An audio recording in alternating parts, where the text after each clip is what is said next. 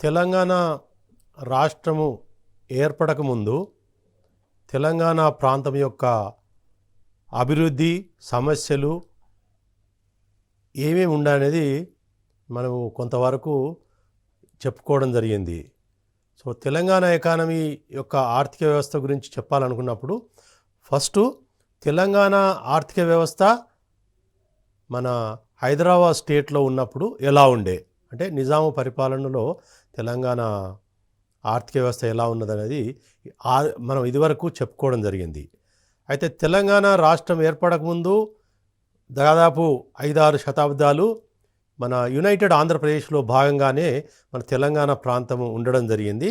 So కాబట్టి ఇప్పుడు మనము తెలంగాణ ఎకానమీ యునైటెడ్ ఆంధ్రప్రదేశ్లో ఎలా ఉండేనేది మనము ఇప్పుడు ప్రస్తావించడం జరుగుతుంది.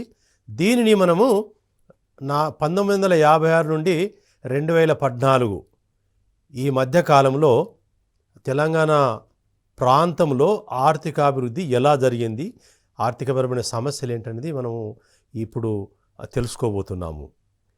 మనకు తెలుసు 1956లో మన ఆంధ్రప్రదేశ్ రాష్ట్రము ఏర్పడకముందు హైదరాబాద్ స్టేట్లో తెలంగాణ ప్రాంతము, 1952లో ఇదివరకు ఏర్పడిన ఆంధ్ర రాష్ట్రము రెండింటిని కలపడం జరిగింది. ఇప్పుడు ఆంధ్ర రాష్ట్రంలో కర్నూలు రాజధానిగా ఈ యొక్క తెలంగాణ ప్రాంతంతో హైదరాబాదు క్యాపిటల్ సిటీగా 1956లో ఏర్పడడం జరిగింది. సో అంతకుముందు ఆంధ్ర రాష్ట్రంలో మన ఆంధ్రప్రదేశ్ ఏర్పడకముందు ఆంధ్ర ప్రాంతంలో కొన్ని ముఖ్యమైన సమస్యలు ఉండే, ఆ సమస్యలు కూడా కొంతవరకు మన ఆంధ్రప్రదేశ్ రాష్ట్రం ఏర్పడడానికి దోహదపడ్డాయనేది మనం కొంతవరకు చెప్పుకోవడం జరుగుతుంది. ఎందుకంటే ఈ ఆంధ్ర రాష్ట్రము తెలంగాణ ప్రాంతంతో మెర్జ్ అయితే ఆంధ్ర రాష్ట్రానికి కొంత మేలు జరుగుతుందనేది ఉద్దేశం కూడా కొంతవరకు తెలంగాణ రాష్ట్రం ఏర్పడ్డదానికి దోహదపడ్డదనేది కొంత అభిప్రాయాలు వెలువచ్చడానికి. సో ఆంధ్ర రాష్ట్రంలో ఎటువంటి సమస్యలు ఉండే అనేది 3-4 విషయాల గురించి మనము చెప్పుకోవచ్చు. ఒకటి, రాష్ట్ర రాజధాని. ఆంధ్ర రాష్ట్రంలో కర్నూలు రాజధానిగా ఆంధ్ర రాష్ట్రం ఏర్పడడం జరిగింది. బట్ కర్నూలు యొక్క భౌగోళిక పరిస్థితి చూస్తే ఆంధ్ర ప్రాంతానికి ఒక్కవైపే ఉండడం జరిగింది. కొంత లాజిస్టికల్గా కొన్ని సమస్యలు ఉన్నాయనేది అప్పుడు వెలిబుచ్చడం జరిగింది. రెండవ ఏంటంటే ఆంధ్ర రాష్ట్రంలో కొన్ని వనరులు, సహజ వనరుల యొక్క లోటు. అంటే ఆంధ్ర రాష్ట్రంలో కొన్ని వనరులు ఉన్నాయి, బట్ కొన్నిటికి పోల్చుకుంటే ముఖ్యంగా బొగ్గు, ఎలక్ట్రిసిటీ, వాటరు, అటువంటి వనరుల షార్టేజు మన తెలంగాణ ప్రాంతంలో పుష్కలంగా ఉన్నాయి. బట్ ఆంధ్ర ప్రాంతంలో కొంత తక్కువ ఉన్నది. అది కూడా ఒక అంశము. ఇంకోటి ఏంటంటే ఎలక్ట్రిసిటీ జనరేషన్ చేయడానికి కావలసిన ఈ ముడి సరకు, కోలు మరియు వాటర్ కూడా వాళ్ళకు షార్టేజ్ ఉండడం జరిగింది.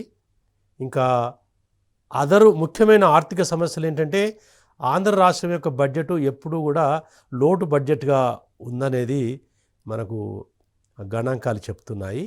అలాగే తలసరి ఆదాయం కూడా ఆంధ్ర రాష్ట్రంలో తక్కువగా ఉన్నట్టు మనకు గణాంకాలు చెప్తున్నాయి. సో ఈ అన్ని సమస్యలతో కూడిన ఆంధ్ర రాష్ట్రము తర్వాత తెలంగాణ ప్రాంతంతో కలపడం జరిగింది.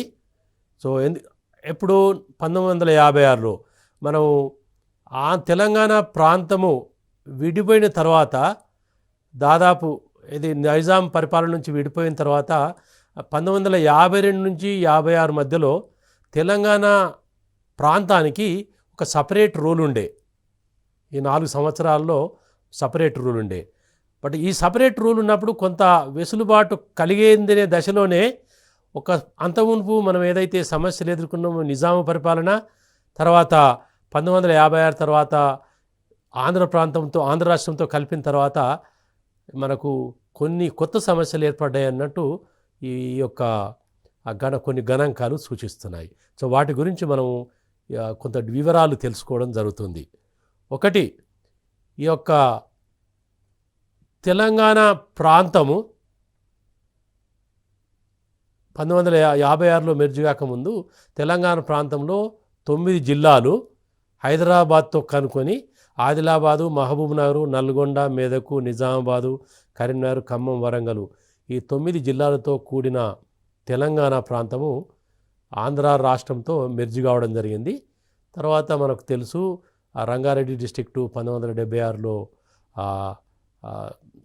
రావడం జరిగింది. సో కాబట్టి 10 జిల్లాలతో కూడిన తెలంగాణ ప్రాంతము ఆంధ్ర రాష్ట్రంతో మెర్జ్ అయి యునైటెడ్ ఆంధ్రప్రదేశ్గా మనము పిలుచుకోవడం జరుగుతుంది. సో ఆంధ్రప్రదేశ్ అంటే 1956 కంటే ముందు మనకు తెలంగాణలో కొన్ని పరిస్థితులు ఎలా ఉండే అంటే దాదాపు ఏంటంటే తెలంగాణ ప్రాంతము కొన్ని వనరులలో చాలా పుష్కలంగా ఉండే. సో కొంత బేసిక్ ఇన్ఫర్మేషన్ చెప్పుకోవాలనుకున్నప్పుడు మన యొక్క 44,314 చదరపు మైళ్ళ భూభాగము తెలంగాణ ప్రాంతంలో ఉండే.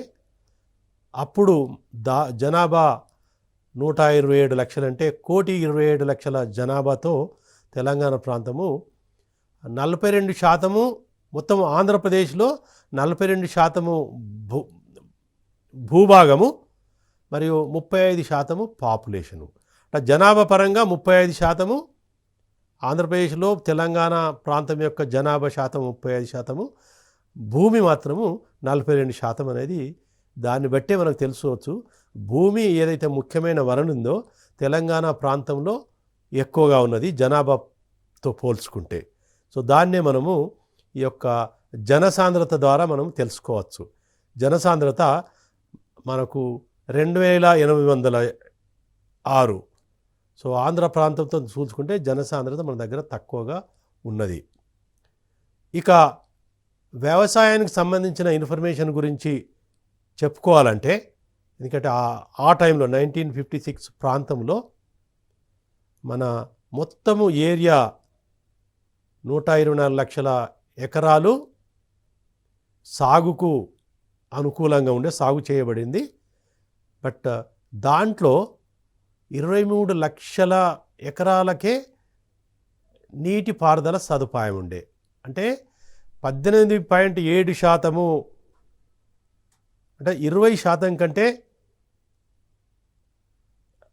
20% కంటే తక్కువ మన యొక్క నీటిపారుదల శాతం ఉంది. అంటే చాలా తక్కువ ఏరియాకు నీటి సౌలభ్యత ఉండడం జరిగింది. నీటి సౌలభ్యత చాలా తక్కువగా ఉన్నది. అంటే only less than 20% of the area is irrigated. But ఆంధ్రతో పోల్చుకుంటే ఇది కొంత మనకు తక్కువగా ఉన్నట్టే చెప్తుంది. ఇక వ్యవసాయ రంగం యొక్క వాటా మొత్తం ఆదాయంలో తెలంగాణ రాష్ట్రంలో జనరేట్ అయ్యే ఆదాయంలో ఎంత అని చెప్పుకుంటే 37% వ్యవసాయం ద్వారా, ఈ ఇండస్ట్రీ ద్వారా 24%, తర్వాత సేవల రంగంలో 39% జనరేట్ కావడం జరిగింది. అంటే 1956 ప్రాంతంలో వ్యవసాయ రంగం యొక్క వాటా చాలా ఎక్కువగా ఉండే.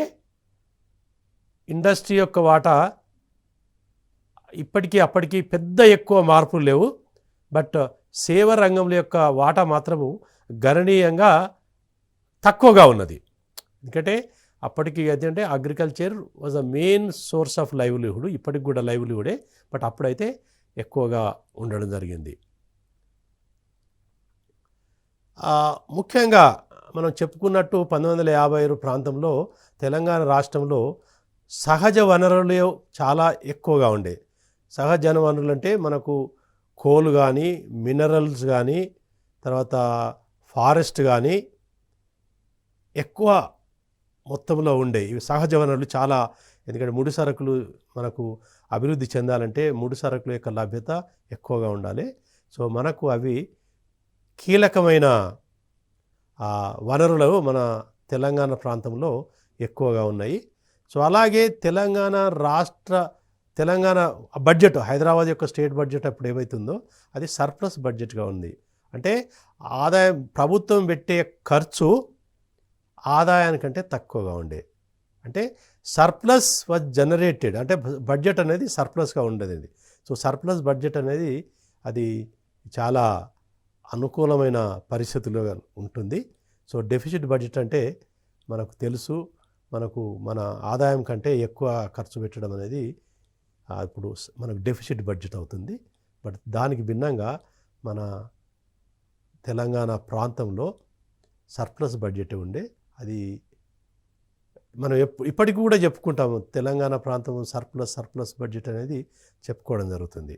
ఓకే, ఇక ఆంధ్ర రాష్ట్రంలో మొత్తంలో జనరేట్ అయిన రెవెన్యూ, అంటే ప్రభుత్వానికి వచ్చే రెవెన్యూ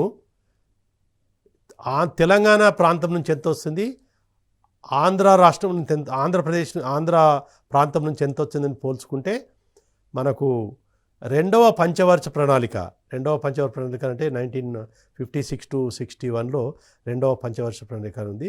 అప్పుడు 45% తెలంగాణ ప్రాంతం ద్వారానే ఈ యొక్క ఆదాయము ప్రభుత్వానికి సమకూర్చింది.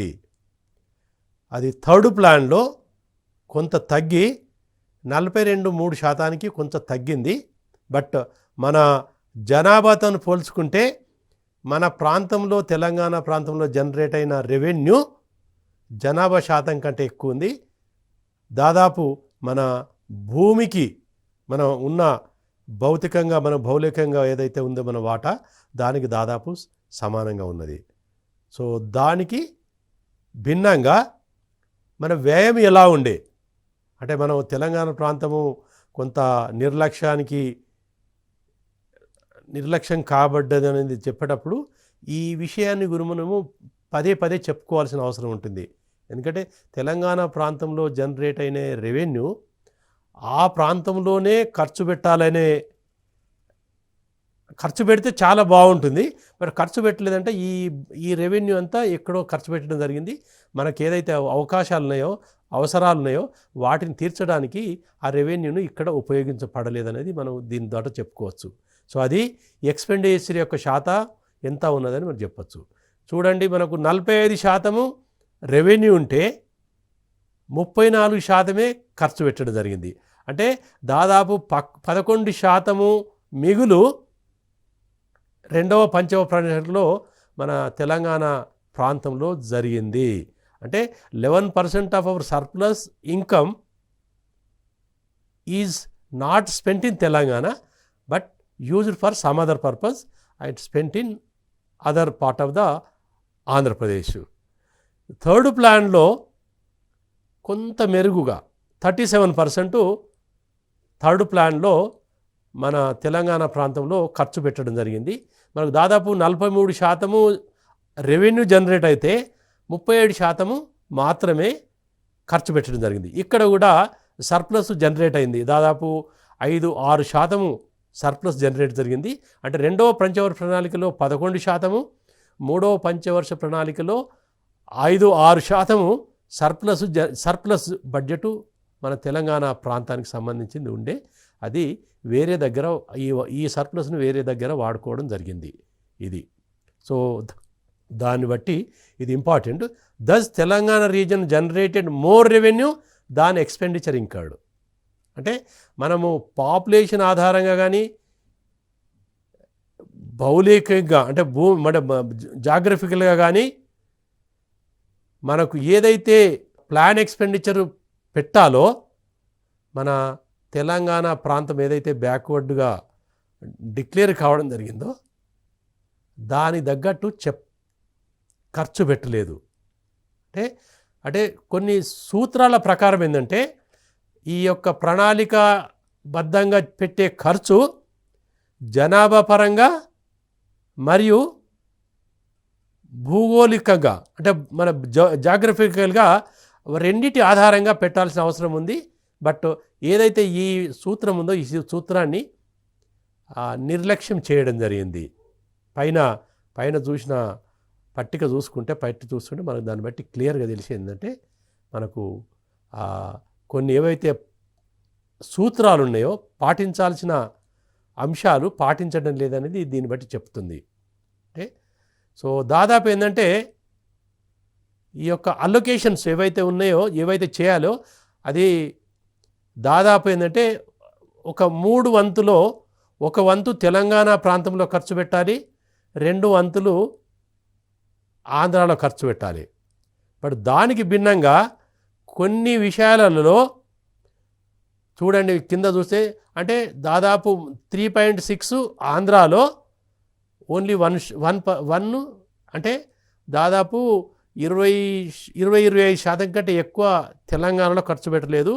70% ఆంధ్ర ప్రాంతంలో ఖర్చు పెట్టినట్టు ఈ గణాంకాలు మనకు చెప్తున్నాయి. అంటే మీరు చూడండి ఏదైతే నిష్పత్తి పాటించాలో 2:1 అంటే 3 రూపాయలు గిట్ట ఉంటే 2 రూపాయలు ఆంధ్ర ప్రాంతంలో 1 రూపాయి తెలంగాణ ప్రాంతంలో ఖర్చు పెట్టాల్సిన అవసరం ఉంటే దానికి భిన్నంగా ఒకవేళ 5 రూపాయలు ఉంటే దాదాపు 4 రూపాయలు ఆంధ్ర ప్రాంతంలో 1 రూపాయి తెలంగాణ ప్రాంతంలో ఖర్చు పెట్టడం జరిగింది. ఇది 2వ పంచ ప్రణాళికలో జరిగిన కేటాయింపు అనేది మనకు తెలుసుకోవడం జరుగుతుంది. మనకు ఆ టైంలోనే ఎందుకంటే ఆంధ్ర రాష్ట్రంతో తెలంగాణ ప్రాంతం మెర్జ్ చేసే ముందు కొన్ని సంశయాలు వెలిబుచ్చడం జరిగింది, కొన్ని డౌట్స్ కొంత ఎక్స్పర్ట్స్ కానీ కొంత రాజకీయ నాయకులు తెలంగాణ ప్రాంతం రాజకీయ నాయకులు కానీ వివిధ వర్గాలు ఒకవేళ ఆంధ్ర రాష్ట్రంతో కనుక మనము కలిసి ఉంటే ఆంధ్ర రాష్ట్రంతో మెర్జ్ అవుతే కొన్ని సమస్యలు ఉత్పన్నమయ్యే అవకాశాలు అనేది కొన్ని పసిగట్టి కొన్ని కండిషన్స్ కూడా పెట్టడం జరిగింది. అందులో భాగంగానే మన తెలంగాణ రీజనల్ కమిటీస్ కొన్ని ఫామ్ చేయడం జరిగింది. ఈ కమిటీస్ కొన్ని పవర్స్ ఇవ్వడం జరిగింది. కొంత వాళ్ళు అప్పుడప్పుడు నిర్దిష్టమైన సూచనలను కూడా పరిగణలోకి తీసుకురావాలనేది కొంత డీటెయిల్స్ గురించి మనం ఇక్కడ చెప్పుకోవడం లేదు. సో దాంట్లో ఏంటంటే తెలంగాణ రీజనల్ కమిటీ యొక్క రిపోర్ట్ ప్రకారము ఆంధ్రప్రదేశ్లోని తెలంగాణ ప్రాంతము ఈ పీరియడ్లో దాదాపు 1956-1969 ఏదైతే పీరియడ్ ఉందో దానిలో ప్రోగ్రెస్ అనేది ఆల్ ఇండియా ప్రోగ్రెస్ కంటే తక్కువ ఉంది. అంటే మన మొత్తము దేశం యొక్క ప్రగతిని పోల్చుకుంటే తెలంగాణ ప్రాంతంలో జరిగిన ప్రగతి తక్కువగా ఉన్నదనేది చెప్పడం జరుగుతుంది.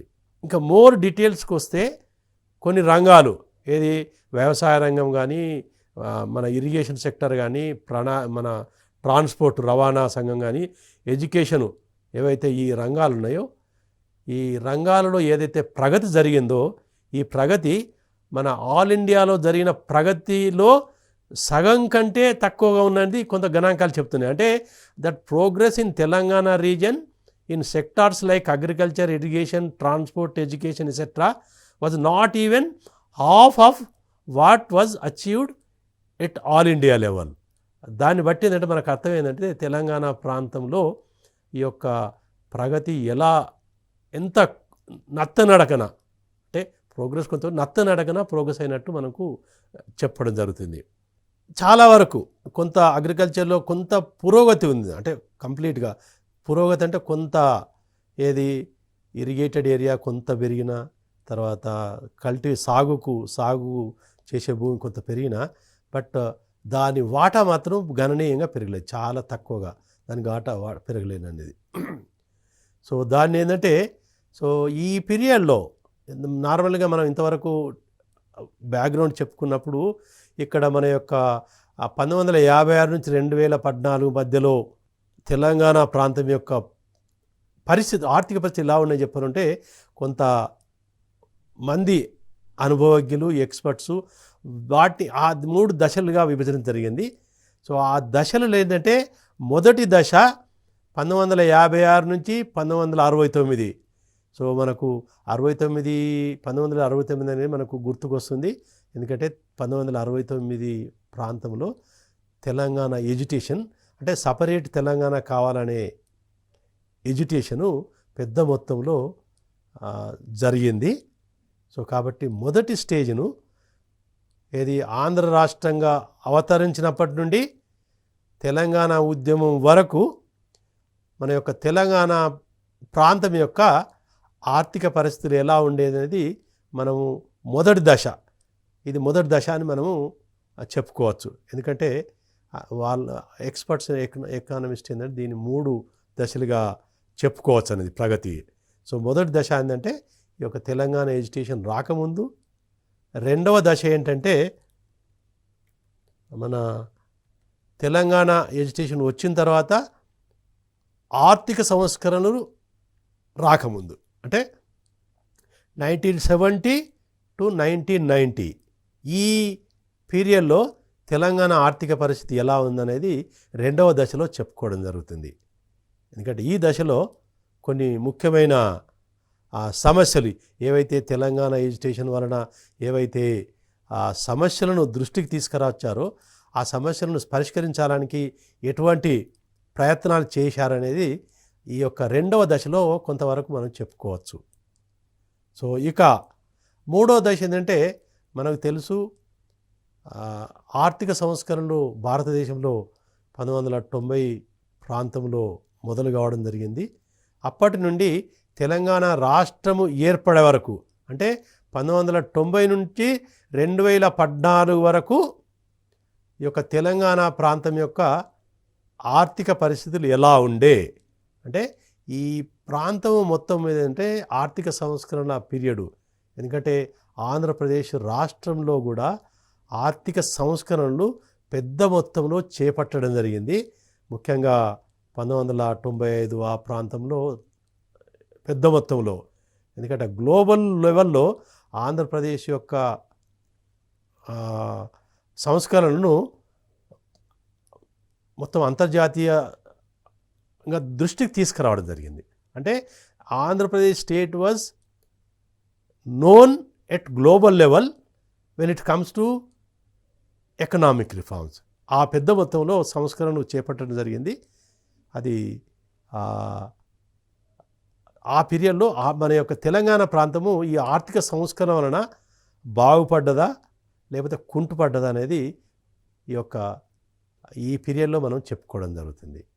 సో ఇక ఫస్ట్ పీరియడ్లో ముఖ్యంగా మనం ఏంటంటే మన యొక్క దాని స్పెషల్గా ఏం చెప్పారంటే ఈ యొక్క 1956 నుంచి 2014 మధ్యలో ముఖ్యంగా ఈ యొక్క వ్యవసాయ రంగము, పారిశ్రామిక రంగము, సేవల రంగము ఎలా ఉండే, అది దానిని ఏంటంటే ఈ యొక్క అండర్ డెవలప్మెంటు, డిప్రైవేషను, అంటే ఏ విధంగా నిర్లక్ష్యానికి గురి కాబడ్డది, మన అనుకున్న ప్రగతిని అండర్ డెవలప్మెంట్గా ఎలా ఉన్నది. అంటే మనం ఆల్రెడీ క్లియర్గా ఏంటంటే రెండు మనకు తెలుసు. ఒకటి మన ఆంధ్రప్రదేశ్లో ఈ యొక్క తెలంగాణ ప్రాంతము నిర్లక్ష్యానికి గురి కాబడ్డది. అది ఎలా గురి కాబడ్డది, ఏ విషయాలనేది ఒక విషయము. దానివలన డెవలప్మెంటు ఎలా కుంటుపడ్డది, అంతే కదా. నిర్లక్ష్యం ద్వారా కుంటుపడ్డది, అంతే కదా. When you are ignoring, discriminating, obviously it has an effect on the economic development of that region. అది ఎలా ఉన్నదని చెప్తాను. సో మనకు తెలుసు వ్యవసాయ రంగము బ్యాక్వర్డ్నెస్. అంటే మనం చూసుకుంటే ఏంటంటే అగ్రికల్చరు ఆ టైంలో ఎక్కువ, మనం ఆల్రెడీ కొంత గణాంకాలు చెప్పింది, 20% కంటే తక్కువ భూమికి కల్టివేటెడ్ ఏరియాకే ఇరిగేషన్ మన ఈ నీటి పారుదల సౌకర్యాలు ఉండే. అంటే దాదాపు 80% భూమి ఈ యొక్క వర్షాధార నేచురల్ ఫ్యాక్టర్స్ మీద ఆధారపడేదండి. సో మనకు తెలుసు ఈ యొక్క వర్షాధారం వలన ఉండడం వలన వ్యవసాయంపై ఎటువంటి ప్రభావం కలుగుతుందో మనం ఆల్మోస్ట్ ప్రతి సంవత్సరము తెలుస్తూనే ఉంటుంది. ఎందుకంటే అనావృష్టి, అతివృష్టి రెండు కూడా వ్యవసాయ అభివృద్ధికి నష్టాన్ని కలిగించేటివే. సో ప్రతి సంవత్సరము కొన్ని సమయాలలో అతివృష్టి, కొన్ని సమయాలలో అనావృష్టి, ఈ రెండు కూడా మనకు సంభవించడం జరిగింది. సో కాబట్టి ఆటోమేటిక్గా మనకు ఈ యొక్క అభివృద్ధి అనేది వ్యవసాయ రంగంలో కుంటుపడ్డది. ఎందుకంటే ఏదైతే మనకు సస్టైన్ చేయడానికి నీటిపారుదల ఏదైతే అవసరం ఉందో దాని యొక్క లభ్యత చాలా తక్కువగా ఉండడం వలన ఈ యొక్క వర్షాధారం వలన ఇటువంటి వలన మన వ్యవసాయ రంగము ఒడిదుడుకులకు లోను కావడం జరిగింది. ఒడిదుడుకులకు లోను కావడం వలన వ్యవసాయదారుల యొక్క ఆదాయం కూడా ఒడిదుడుకులు ఉండడం వలన ఒకవైపు, ఎందుకంటే వ్యవసాయం చేయాలంటే మనకు సర్టెనిటీ ఏంటంటే ఖర్చు, ఏదన్నా ఉత్పత్తి చేయాలంటే ఖర్చు అనేది సర్టెన్, ఖర్చు పెట్టాల్సింది తప్పదు, బట్ ఆదాయం అనేది అన్సర్టెన్. సో కాబట్టి ఖర్చు ఎక్కువగా ఉండి ఆదాయం తక్కువ ఉన్నప్పుడు అప్పుల రూపకంలో వ్యవసాయదారుల యొక్క లోటుపాట్లకు ఎదుర్కొని అప్పుల భారంలో కుంగిపోయిన సందర్భాలు కూడా మనకు కోకొల్లుగా ఉన్నాయి. సో ఇక వ్యవసాయం యొక్క వాటా మొత్తము తెలంగాణ రాష్ట్రంలో ఈ పీరియడ్లో తెలంగాణ రాష్ట్రం యొక్క వాటా మన ఎంత ఉందంటే, ఇది 1961లో 31% ఉంటే అది 1971 వరకు 34గా పోయి ఇది 40% పెరిగి అల్టిమేట్లీ 1990 వరకు ఇది 45% వరకు పెరగడం జరిగింది. ఇది కొంతవరకు తెలంగాణ ప్రాంతంలో ఈ యొక్క రాష్ట్రం యొక్క వాటా కొంచెం పెరిగిందని చెప్పొచ్చు.